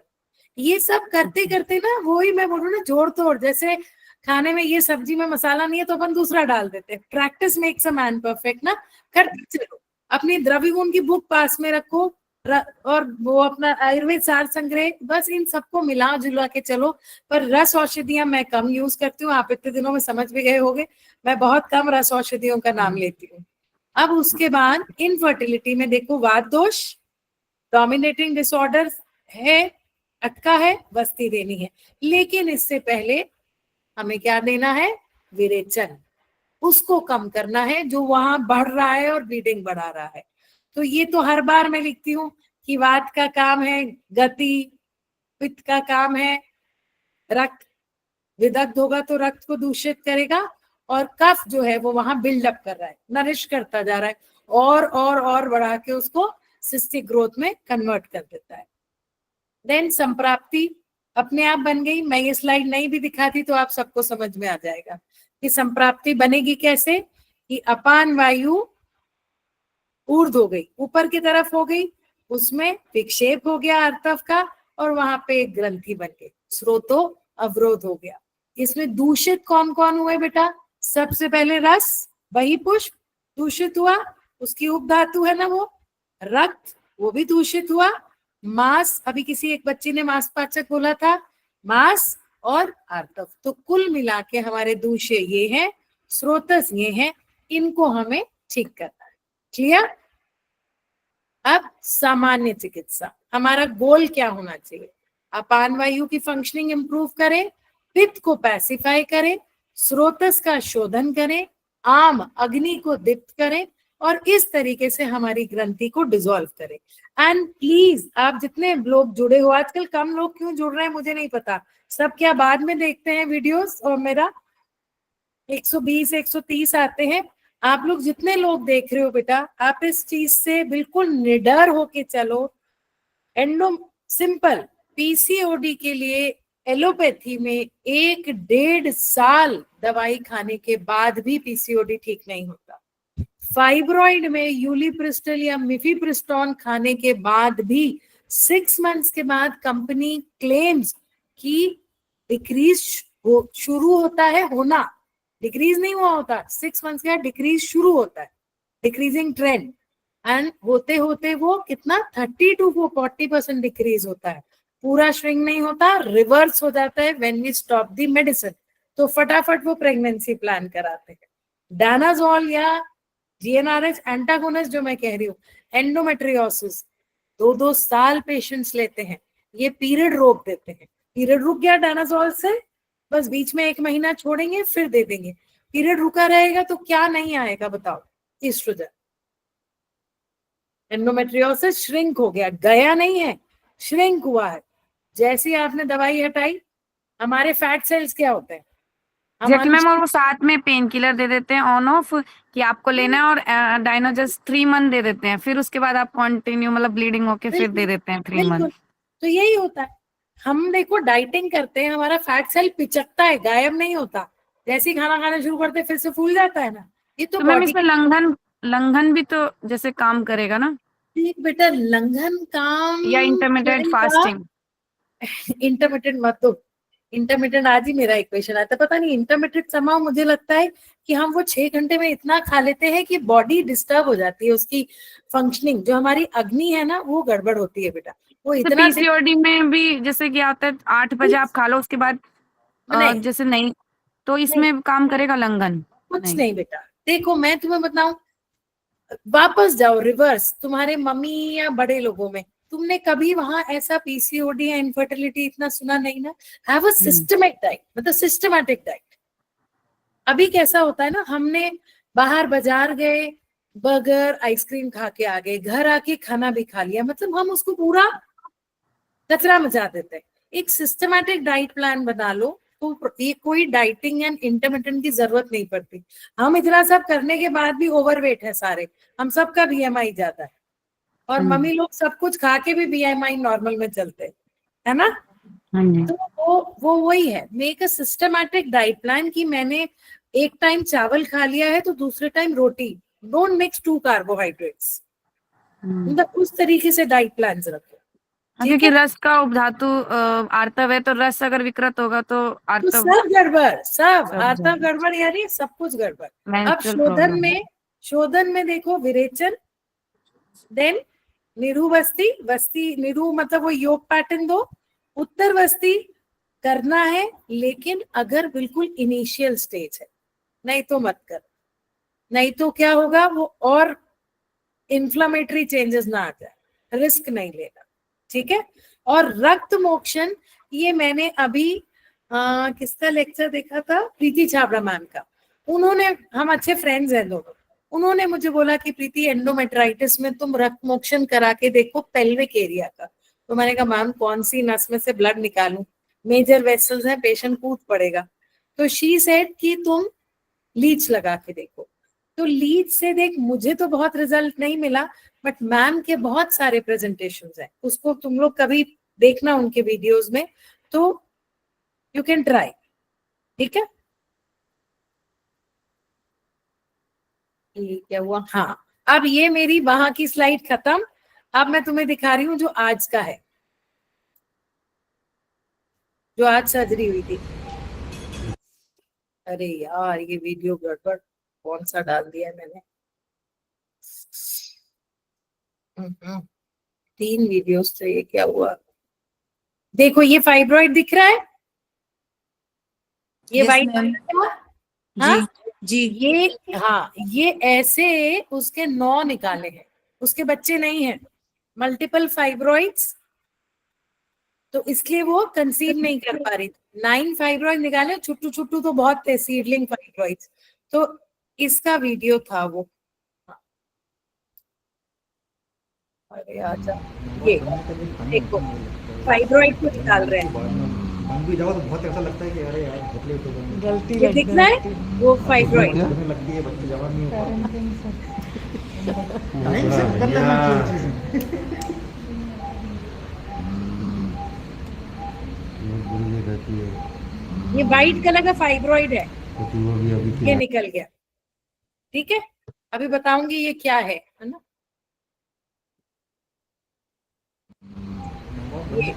ये दूसरा निकाल रहे हैं, तक बन जाने के बाद में नहीं ये वही वाला वीडियो आ गया। ओ, एक वीडियो कोई डाउनलोड नहीं हुआ है। हाँ बनने का भी टाइम होता वही है, ठीक है। तक बन जाने देखो अब इसमें हम बताना है आप लोगों को, गलती लगने लगती है। कि मैं बोलती टाइम बोलती रहती हूँ। टाइम से कर लेना चाहिए चीजें। हाँ, अब देखो मुझे इसमें आप लोगों को क्या बताना था, इसको निकाला कैसे, यूट्रस का,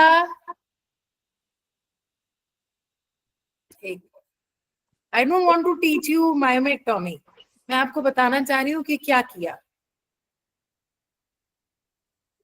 ये यूट्रस की जो लाइनिंग है ना बाहर, पेरीमेट्रियम, वहां से फाइब्रॉइड को क्लैंप करके पेरीमेट्रियम को कट दिया, तो वो जैसे ही दूर हो गई ये व्हाइट व्हाइट डॉट्स दिखने लगते हैं, बस उसको क्लैंप करो और नीचे से कट करते जाओ।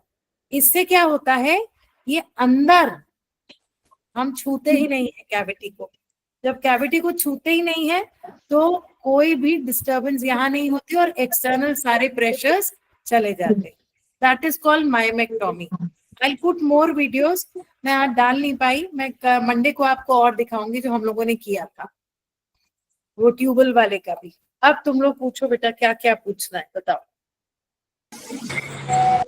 मैम हाँ मैम मैंने जो आज अपना यूएसजी भेजा था आज मैम। अच्छा, पलक ना, हाँ जी मैम, हाँ जी मैम। पलक देख, तेरा नॉर्मल जो ओवरी का वॉल्यूम है बेटा वो कितना होना चाहिए बताओ।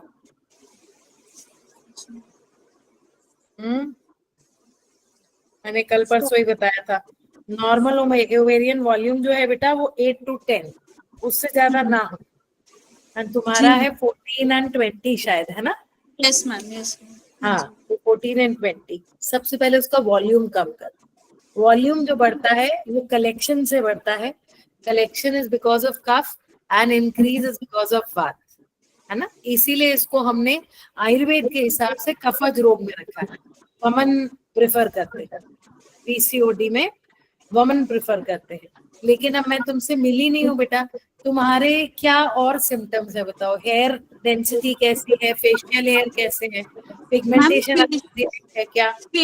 मैम फेशियल हेयर्स तो मेरे नहीं है, हेयर डेंसिटी थोड़ी वर्टेक्स वाले एरिया में थोड़ी कम है। वैसे हेयर थिन है शुरू से ही, तो हेयर लॉस तो ऐसा कुछ नहीं है और वेट गेन भी नहीं है। एक्चुअली मैम मेरी एडमिशन हुई है बीएचयू में, तो जब से मैं यहाँ आई हूँ तो मेरा डाइटरी पैटर्न कुछ ऐसा फॉलो हो रहा है, लाइफस्टाइल ऐसा क्या है। कर रही हो तुम वहां से बीएचयू से? मैम मैं एमडी कर रही हूँ विकृति विज्ञान में।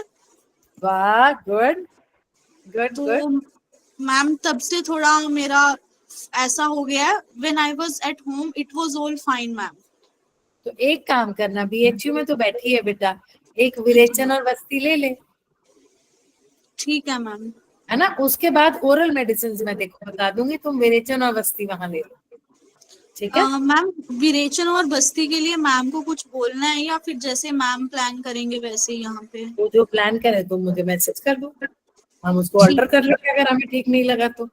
जी ठीक है मैम। बोलना मत, क्योंकि वो गायनी वाली है, मैं रचना वाली हूँ, ईगो क्लैश आएगा। वो जो बोले वो मुझे भेज दो। और मैम इन केस अगर मैम ने विरेचन के लिए ना मतलब वो किया तो वमन बोल दे, कुछ तो करे, वमन फॉलोड बाय वस्ती।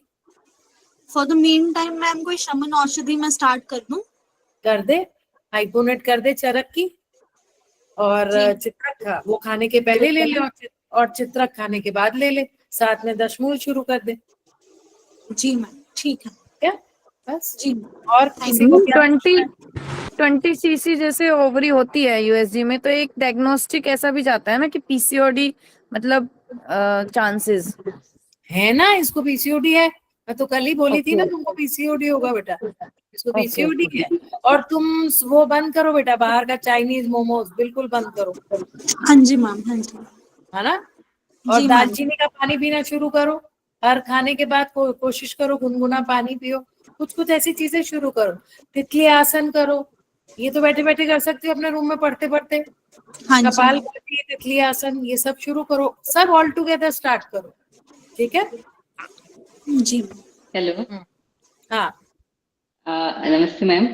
नमस्ते मैम वो कल मैं एंकर सेशन अटेंड नहीं कर पाई थी, मीन्स हाफ ही अटेंड कर पाई थी, तो मुझे पूछना था कि वो हाइपरप्लासिया ऑफ एंड्रोमेट्रियम में अगर वो अनमेरिड है तो फिर किस तरह से प्रोसीड करना है? अगर बार बार 15-16 तक जा रहा है, एंड्रोमेट्रियम पेशेंट की एज 22 है।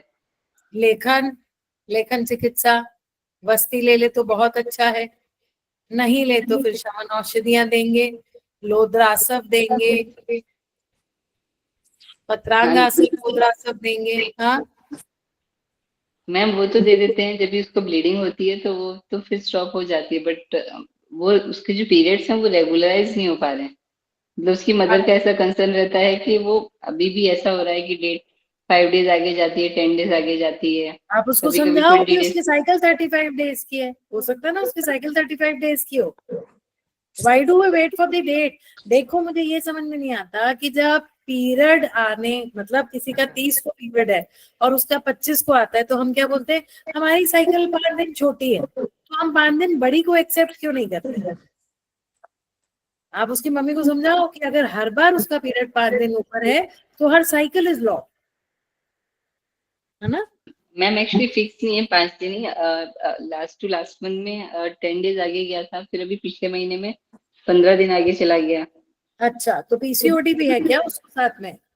नहीं नहीं मैम, पीसीओडी वगैरह कुछ भी नहीं है, हार्मोनल रिपोर्ट्स, यूएसजी। हाइपरप्लाजिया में आगे नहीं जाना चाहिए ना, हाइपरप्लाजिया तो ब्लीड ज्यादा करेगी। उसको क्या क्या सिम्टम है?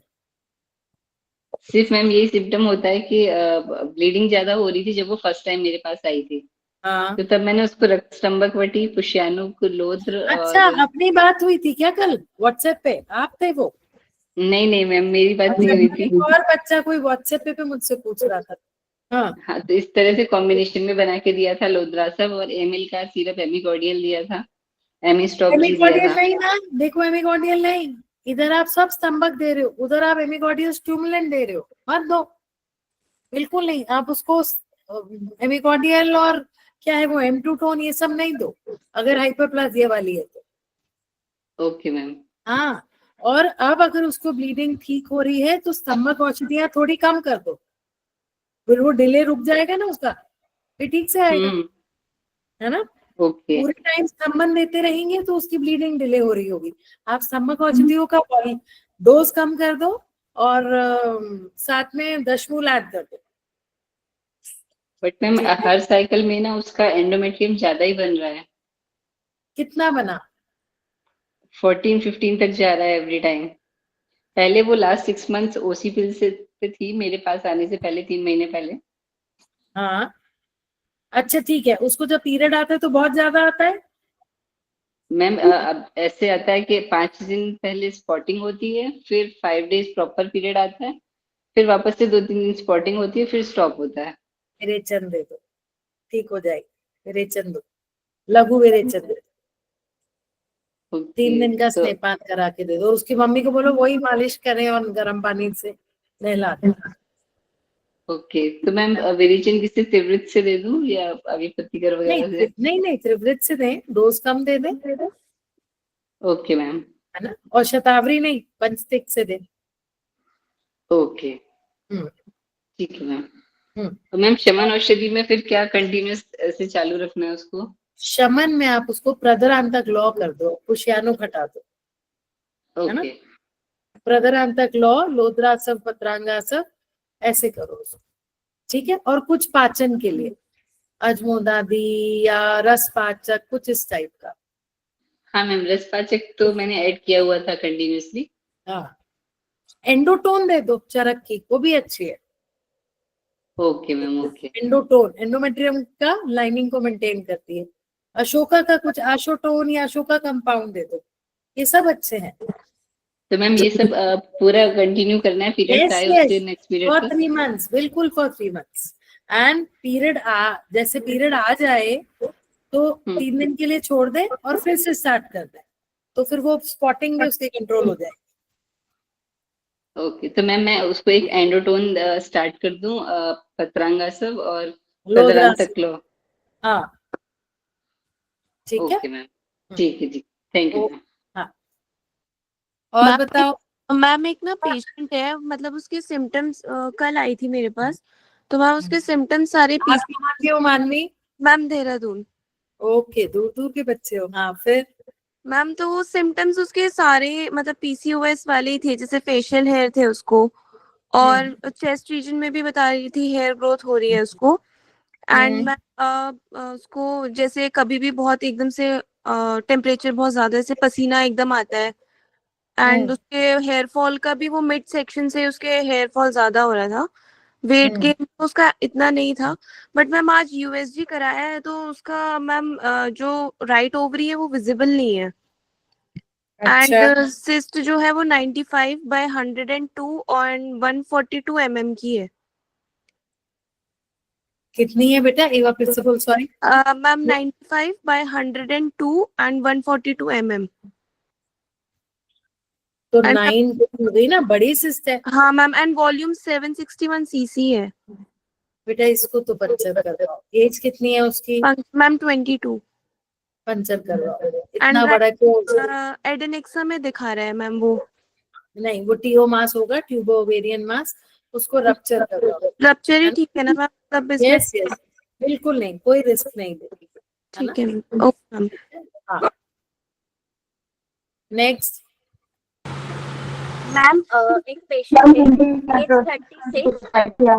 36 चॉकलेट मंत्राशा, इशिका बोल रही, फिर आप बोलो बेटा। हाँ, 5.5 cm in the right ovary है. Complain is 3 days menstrual flow होता है, फील स्पॉटिंग पर वजाइना फॉर 15 days एंड हाँ, एंड पेन है मॉर्निंग में at right side only and after 2-3 hours pain dissolve. Motion कैसा है? अच्छा है, मोशन इज क्लियर. मोशन बार बार तो नहीं जाना पड़ता? नो मैम, नहीं ना, there complain anything of that. तो फिर सिस्ट के लिए लो बेटा। अब देख, 5 जैसे ये 3 सेंटीमीटर के बाद मैं बोलती हूँ ना कि इट इज डिफिकल्ट सिस्ट को डिसॉल्व करना। अब जो 5 सेंटीमीटर, 8 सेंटीमीटर, 9 सेंटीमीटर बेटा, उनकी वॉल बहुत थिक हो जाती है। थिक वॉल सिस्ट को डिसॉल्व करना कांसनार से इम्पॉसिबल है ना। तो उसके लिए हम पहले उसकी वॉल की जो थिकनेस है उसको कैसे कम करेंगे? कोई ऐसा तो कैंची तो चलाएंगे नहीं, तो कुछ भी पाचक औषधि ऐड कर दो। पाचक माने अजमोदादी बेस्ट है, it is not very strong also, उसको ऐड कर। सिस्ट के अंदर जो फ्लूइड है उसको डिसॉल्व करना है अपने को। मैम कोई पेशेंट इज ऑफ इनफर्टिलिटी, तो एज कितनी है? 36. 36, ओके। इसको तुम ना 36, 5 सेंटीमीटर का सिंपल सिस्ट है कि कॉम्प्लेक्स सिस्ट है? चॉकलेट सिस्ट 5.5 सेंटीमीटर है मैम. कॉम्प्लेक्स है? कॉम्प्लेक्स है. Complex cyst. इसको वरुण, कांचना दोनों दे, और साथ में ये अपना वो है ना साइटोक्रोल, वरुण वरुणादि कषायम, कांचना गुगुल थोड़ा ज्यादा डोज में दे, अजमोदादी, और ये साइटोक्रुअल 80 या मैंने बताया था ना आयुकल्प का साइटोक्रुअल 80, वो दो, या कारसोना दो, कुछ एड ऑन हीरक भस्म का दो जो इसको थोड़ा सा ग्रोथ को रोके। कॉम्प्लेक्स सिस्ट है बेटा, कॉम्प्लेक्स सिस्ट में अंदर पार्टीशंस होते हैं, उसको डिसॉल्व करना थोड़ा डिफिकल्ट होता है, बट स्टार्ट करो, देखते हैं। एंड मैम रिपीट कर दीजिए साइटोग्रोव जो बोल रहे हैं। क्या मैम ये जो आपने हीरक भस्म का बताया उसको रिपीट कर दीजिए। साइटोक्रुअल 80 आयुकल्प की है। Thank you ma'am. Ma'am what about that morning pain that she has for 2 to 3 hours in the right side? बेटा वो मुझे लगता है, और उसको तुम थोड़ा पूछना कि मोशन के बाद वो पेन कम हो जाता है क्या, बिकॉज वो पूरा सीकम लार्ज इंटेस्टाइन है ना, मोशन के बाद शायद कंफर्टेबल हो जाता हो, पूछना। Okay ma'am, I will ask her. हाँ, और अगर वो साइज, सिस्ट का साइज तुम्हारी दवाई के बाद भी बढ़ रहा है तो फिर उसका हिस्टोपैथ करा लेना, क्योंकि आजकल कैंसर का कोई वो नहीं है एज, ठीक है। हाँ, पंचकर्मा में कुछ प्लान? पंचकर्मा में, हाँ देख, मैं पंचकर्मा कैसे भूल गई इसके लिए। पंचकर्मा में इसको दे ना, लेखन मस्ती दे, ओके, योग बस्ती पैटर्न में दे, ठीक है। मैम हाइड्रोसल्फिन एक वजह से डायग्नोज होता है, अल्ट्रासाउंड में आता है, तो उसमें पेशेंट को उसमें भी जैसे सीवियर पेन होता है, जैसे कई बार हॉट फर्मेंटेशन से थोड़ा आराम पड़ता है, तो उस वाले केस में जैसे पेशेंट अफोर्डेबल भी नहीं है सर्जरी के लिए, और तो मतलब हम क्या कर सकते हैं ट्रीटमेंट आयुर्वेदिक? पेन और ओनली सिम्टम इज पेन? नहीं, उसको बच्चे नहीं चाहिए।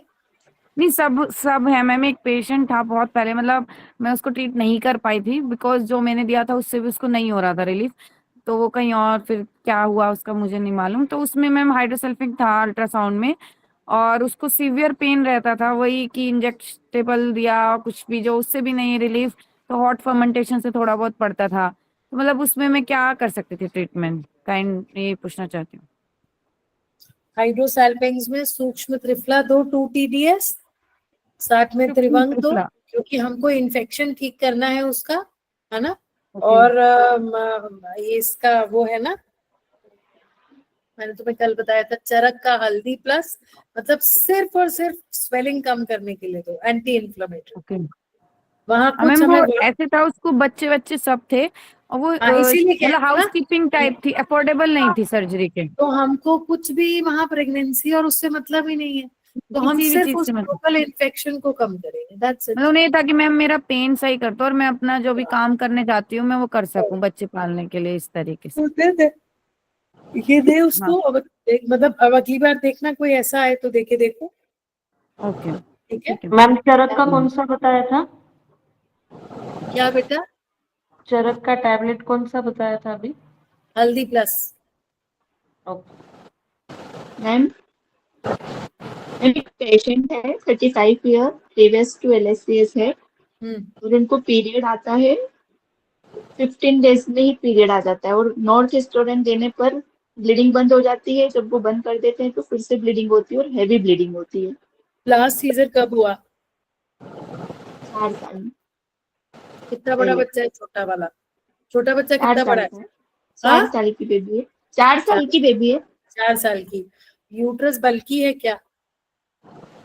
नहीं, सोनोग्राफी नॉर्मल है, सिस्ट भी नहीं है, पॉलिप भी क्या नहीं है। दवाई दे रही हो नमिता, तुम क्या दवाई दे रही हो? अभी तो मैम वो कुछ नहीं, और एलोपैथी ले रहे हैं। नहीं, गंदी बात, एलोपैथी नहीं देनी। कहाँ की हो, कहाँ की रहने वाली हो? धार। धार माने अपने मांडव MP के पास। धार तो हाँ हाँ। हाँ, तो वहाँ तो ये सब दवाइयाँ मिलेंगी जो मैं बोल रही हूँ, तो बिल्कुल स्टार्ट करो उसको। बोलबदरस, पुष्यानो, ग्लोद्रासव, उशीरासव, करो ये सब स्टार्ट, लोडिंग डोज में दो। मैम एक बार फिर से बोल दीजिए। इसको खाते खाते पीरियड नहीं आएगा बेटा। बोलबदरस और क्या बोले आप? बोलबदरस 2 TDS दो। तुम्हें लग रहा है कि भाई मैं रोकूं उसका पीरियड, 2 TDS दो उसका। फिर पुष्यानुक दो या प्रदरांतक लॉ दे दो, साथ में लोद्रासव और शोकारिज दे दो, नहीं तो शीरासव दे दो। भाई 2 आसव ओके दो मैम। तो एक साथ मिला के ले लेगी ना, नहीं तो उसको अलग अलग हाँ। पीरियड देगा, तो वो दे दो। Okay okay ma'am, thank you ma'am. हाँ बिल्कुल, डोंट गिव अप नॉर्थिस्टर्न बेटा, ट्राई तो करो आयुर्वेद से। मैम फिर ये कितने दिन के लिए ऐसे दें, जैसे बोलबदरस? कोई भी गायनी ट्रीटमेंट 3 से 6 मंथ्स कम नहीं चलना चाहिए। अब उसको जैसे ये बता रहे हैं हैवी ब्लीडिंग थी, तो कंटिन्यूअस देते रहे जब तक फिर उसको? नहीं, हमने दिया, मान लो इसका इस बार पीरियड 20 दिन में आया, कॉन्फिडेंस बढ़ जाएगा ना, फिर पीरियड के तीसरे दिन से फिर से स्टार्ट कर देंगे, ऐसे करेंगे बस। हाँ चूर्ण काम नहीं करेगा, चूर्ण भी तो इसमें मैम। मंताशा को बोलने दो, बेचारी बहुत बार बोल रही है और उसकी आवाज नहीं आ रही। बोलो मंताशा। मैम एक पेशेंट है 19 ईयर ओल्ड। हेलो। हाँ सुन रही हूँ, बोलो। हाँ मैम 19 ईयर्स ओल्ड एक पेशेंट है मैम, उसका 2 साल से पीरियड डिस्टर्ब है, मतलब 2-2 महीने पे ही इसका पीरियड आता है मैम। और मैम उसको एकेंथोसिस माइग्रेकन्स दिए हैं नेप ऑफ नेक में, और मैम अंडर आर्म्स में PCOS ट्रीट करो अंडर टाइम पे। अच्छा। और मैम बहुत ज्यादा उसकी मतलब यूरिन की फ्रिक्वेंसी रात में कम से कम 6 से 7 बार हो जाती है। और डायबिटिक हो ग्रोइन रही होगी बच्चे, प्री डायबिटिक जा रही होगी, करो PCOS के उस पे ट्रीट करो। तो मैम अभी मतलब उसको पीरियड अभी नहीं आया है 2 महीने से, तो फिर अभी हाँ, कैसे स्टार्ट करें? ऐसे में एक विड्रॉल दे दिया करो, ऐसे में एक हार्मोन 3-4 दिन के लिए दे दो, क्योंकि हमको अपना ट्रीटमेंट कैसे स्टार्ट कर पाएंगे नहीं तो एक विड्रॉल दो, और विड्रॉल के साथ साथ अपना स्टार्ट कर दो। पीरियड आए 3 दिन के लिए दवाइयां बंद, फिर शुरू कर दे दो। हाँ बिल्कुल। आप देखो एकेंथस नाइग्रेंसिस ये सब है, तो दोष के हिसाब से चले तो फिर मॉडर्न के हिसाब से चले तो इंसुलिन रेजिस्टेंस, कॉर्टिसोल रेस। तो मैम अभी नॉर्थिस्टोन 10 mg बीडी देके 5 दिन तक देखें, जब पीरियड आ जाएगा तो उसके बाद फिर आयुर्वेद में क्या चलाएंगे मैम? बेटा 5 mg बीडी, 10 नहीं 5, ओनली 5, 10 mg बीडी नहीं। अच्छा 5 mg बीडी देके देखे 10 दिन तक के, 5 दिन तक के, ठीक है मैम। फिर आयुर्वेद में कैसे ट्रीटमेंट करेंगे? आयुर्वेद में कैसे ट्रीटमेंट करेंगे अब तुम बताओ, इतनी क्लास हो गई हमारी, क्या क्या करेंगे? लास्ट क्लास में एग्जाम रख दूं सबका? हाँ जरूरी है। सबको एक क्वेश्चन पेपर सर्कुलेट कर दूंगी। विरेचन मैम, यस विरेचन अगर ना ले तो एक मेडिसिन दे दो अविपत्तिकर या कुछ, कि रोज होता रहे। तो मैम कितने दिन तक के विरेचन करवाएंगे इसको? हफ्ता भर दे। किसी को एक क्लियर स्टूल होगा तो उसे क्या गलती है, हफ्ता महीना दो। हम में से किसी को भी क्लियर स्टूल नहीं होता, हम सबको लगता है कि हमें हो रहा है, और जो वेस्टर्न टॉयलेट यूज कर रहे हैं उन्हें तो बिल्कुल नहीं होता। यस मैम, यूज करती हो बस दिस इज, शायद मेरी एज इतनी हो गई है कि इतनी चीजें देख ली हैं इसलिए बोल रही हूँ। छोटे हो, वेस्टर्न टॉयलेट यूज करने में प्यूबोरेक्टालिस मसल पीछे खींच रही है एनस को, और हम समझ ही नहीं रहे। हम जा रहे हैं उसी स्टूल सीट पर जोर लगाने के लिए, वो और टाइट हो जाती है, थोड़ा स्टूल रह जाता है। गिवर अविपत्ति का रोज रात को गर्म पानी से, ठीक है? उसकी बॉडी को डिटॉक्स पहले 1 महीना डिटॉक्स कर, ठीक? चल मैम अविपत्ति का चूर्ण का कितना डोज देंगे मैम? थोड़ा सा 1 स्पून? मैं तो चूर्ण नहीं यूज करती क्योंकि मैं खुद नहीं खा पाती हूँ, तो मैं तो टैबलेट करती हूँ। 2 टैबलेट या 3 टैबलेट रात में दो। दूध पापेश्वर सबकी टैबलेट बनाता है। अच्छा, तो 2 टैबलेट मैम गर्म पानी से? गर्म पानी, हाँ ठीक है मैडम। इस एलोपैथिक प्रेगनेंसी में एसिडिटी में भी प्रॉब्लम में आराम आएगा? 1 मिनट, क्या बोले आप? मैं ये कह रही, जो आपने ये टेबलेट बताई है एलोपैथी करके, वो एसिडिटी में भी रिलीफ देगी क्या? बहुत अच्छे से देगी, बहुत अच्छे से। पर साथ में दिन में भी एक एंटा एसिड दीजिए, रात को तो दे ही दिया, दिन में भी दीजिए। आयुर्वेद का कोई एंटासिड बताएंगे मैम अच्छा सा? बहुत है, अम्लान, अम्ल पित्तारी, ज़ैनासिड डियो, एसिना, ये सब अच्छे हैं, मैं तो बहुत यूज करती हूँ। कामदूधा, ठीक। कामदूधा की क्या डोज दें डॉक्टर साहब? Depending upon the severity of the patient and lifestyle and eating habits. देखो, कोई अच्छा है जो ठीक ठाक खाना खाता है तो 1 भी देंगे तो चलेगा। कोई बच्चा है जो बाहर का उटपटांग ज्यादा खाता है तो 2 टाइम दीजिए। नहीं मैम, अच्छा ये मेरे हस्बैंड है, घर का बना हुआ खाना ही खाते हैं। नहीं, अब हस्बैंड है तो पकड़ो उनको, 2 सुबह खाली पेट खिलाओ और रात को 2 अविपत्तिकर गर्म पानी से दो। फिर मुझे बताओ, अभी हम कब तक साथ में हैं? 21 तारीख तक साथ में है ना? चलो उनको 2 और मुझे बताओ। ठीक है जी। हाँ, नमस्ते मैम। नमस्ते जी मैम, एक पेशेंट है मैम, उन्होंने यूएसजी करा के आया मैम मेरे पास। उनकी यूएसजी में मैम छत्तीसगढ़ की हो क्या? जी मैम, जी मैम, मैं छत्तीसगढ़ से हूँ मैम। क्योंकि तुम जैसे ही बोली ना, मेरी यूजी रायपुर की है, मुझे लगा ये जी मैम। भाषा है। अभी मैं पोस्ट ग्रेजुएशन रसशास्त्र में वहीं से कर रही हूँ मैम, रायपुर कॉलेज से। अरुणा ओझा है ना, मेरी क्लासमेट है। जी जी मैम, मेरा क्लासमेट है। जी मैम, जी मैम। बताओ। जी मैम, एक पेशेंट है, वो यूएसजी करा के आई हुई है। उनका इंडोमेट्रियल थिकनेस मैम 9 mm है। उनके यूएसजी में पीआईडी आ रहा है मैम, और बल्कि हिट्रोजेनस यूट्रस एडिनोमाइसिस लिखा हुआ है मैम। हिट्रोजेनस है ना, एडिनोमाइसिस। जी मैम, जी मैम। तो मैम इनके में मैं क्या ट्रीटमेंट चला सकती हूँ मैम? एडिनो ग्लैंड रस पाचक, जी मैम, जी मैम। अपने ग्रोथ को कम करना है। कम किससे करेंगे? लेखन से मैम, है ना? जी। इसमें कुछ नहीं करना है। लेखन चिकित्सा, रसपाचक चिकित्सा, और ब्लीडिंग अगर हैवी हो रही है तो फिर कुछ अशोका या पत्रांगा सब ऐड कर दो, क्योंकि एडिनोमाइसिस की वजह से थोड़ा गीलापन रहता है पेशेंट को।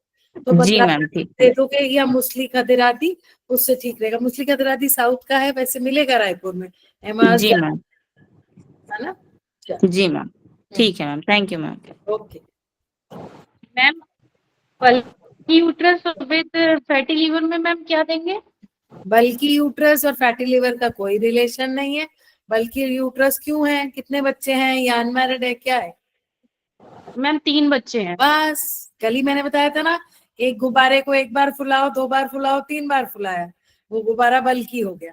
अब वो बल्कि खाली प्लेन बल्कि है, या उसमें लाइनिंग मोटी है, या फाइब्रॉइड है, या एडिनोमाइसिस है? कुछ नहीं है, मैम सिस्ट है, बस फाइब्रॉइड नहीं है। सिर्फ बल्कि है ना बेटा, तो कुछ हाँ नहीं। मैम। तो बात आ रही, गुगुल दे दो, दशमूल दे दो, है ना। और फैटी लिवर का अलग ट्रीटमेंट करो, कोई भी लिवर की आरोग्यवर्धनी दे दे। पर ठीक है मैम। ब्लीडिंग हैवी है तो आरोग्यवर्धनी नहीं देना, और हैवी हो जाएगी। तो फिर कोई भी लिवर यार देखो, फैटी लिवर 1 महीने से कुछ नहीं होगा, 3 से 6 महीने देना है। आपके लिवर के हेपेटोसाइट्स के अंदर फैट है, वो दवाई जाके सीधा उस फैट को डिसॉल्व नहीं करेगी, वो थ्रू डाइजेशन जाएगी, तो it will take time. Okay ma'am, okay ma'am. Dose क्या रहेगी? किसकी? सबकी बीडी, कुछ भी ओडी पोडी नहीं चलेगा, सब बीडी ठीक, टू बीडी ऐसा। ठीक है मैम, थैंक यू मैम। हाँ प्रीति, तुम मैम कहाँ की हो? फैटी लिवर के लिए आपने मैम बोला बरेली के। फैटी लिवर क्या? मैम आप आरोग्यवर्धनी मना कर रहे हैं ओबीज को देने के लिए ना? हाँ, ओबीस को नहीं, हैवी Yes. ब्लीडिंग वाली को। मैम आपने पूछा था ना कहाँ से हैं, तो बरेली से हैं हम। ओके, मिलेंगी ना दवाइयाँ, वहां मिलेंगी। यूपी ना? हाँ मैम। ओके मैम जैसे मैंने आपसे जैसे एक बार मदर इन लॉ के लिए पूछा था, तो मैम उनको ना अभी लेटे एसिडिटी भी बहुत ज्यादा हो रही है, तो मैम उनको हम ये कामदूदा देंगे तो काम करेगा? पिला दे, एक लेटी है ना, सिरप पिला दे, वो पूरा थ्रू ईसोफेगस जाएगा। अगर डायबिटीज कफ भी हो रहा है उनको, एसिडिटी की वजह से कफ भी हो रहा है। शुगर फ्री हिमकोसिड सिरप पिला दो। और सिरप कामदूदा का ही? नहीं, हिमकोसिड सिरप आता है हिमालय का, शुगर फ्री, दिन में 3 बार पिला दो। कौन सा मैम, एक बार नाम बताना। हिमकोसिड। ओके। और मैम इनको ना कॉन्स्टिपेशन रहता है, तो बस फिर क्या करो, तो कोई और दिक्कत अच्छा नहीं है? बिल्कुल मोशन नहीं हो रहा कि हो रहा है? नहीं हो रहा है बेड पे ही कर रही है मोशन भी। तो दो अविपत्तिकर की टैबलेट रात को गर्म पानी से दे दे, तो एसिडिटी भी कम हो जाएगी। और हिमकोसिड पिला दो हर खाने के पहले, 2-3 खाने से पहले ना, बिफोर मील। शुगर फ्री ले लो। हाफ। ठीक है, ओके। डायबिटिक नहीं है तो बस फिर तो कुछ भी पिलाओ, हिमकोसिड प्लेन वाला पिला दो। ओके ठीक। मैम मेरी ना पेशेंट है, 27 साल की उम्र है उसकी, और बहुत ओबीज है, वो प्री डायबिटिक है, और उसको फैटी लीवर 2nd ग्रेड का चेंजेस है। उसके लिए मुझे कुछ बताइए प्लीज। इनफर्टिलिटी है? नहीं, बच्चे उसके हैं, बस पीरियड्स कम आते हैं उसको, पीरियड कम आते हैं, स्कैंटी। वो ओबेसिटी की वजह से है।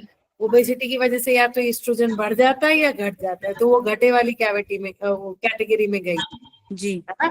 तो आप तो उसके फैटी लिवर के लिए ट्रीटमेंट स्टार्ट करो। आरोग्यवर्धनी 2BD, बिल्कुल आरोग्यवर्धनी 2BD फैटी लिवर पे काम करेगा, ओबेसिटी पे भी इनडायरेक्टली काम करेगा, है ना। और दूसरा क्या बताया आपने मुझे? बस उसका फैटी लीवर के लिए, रोबीज के लिए पूछना तो ट्रीटमेंट। मेदोहर विडंगादि लो, देखो मेदोहर भी है, विडंग लेखन भी करेगा, लॉ भी लेखन करता है, हैवी टू डाइजेस्ट है।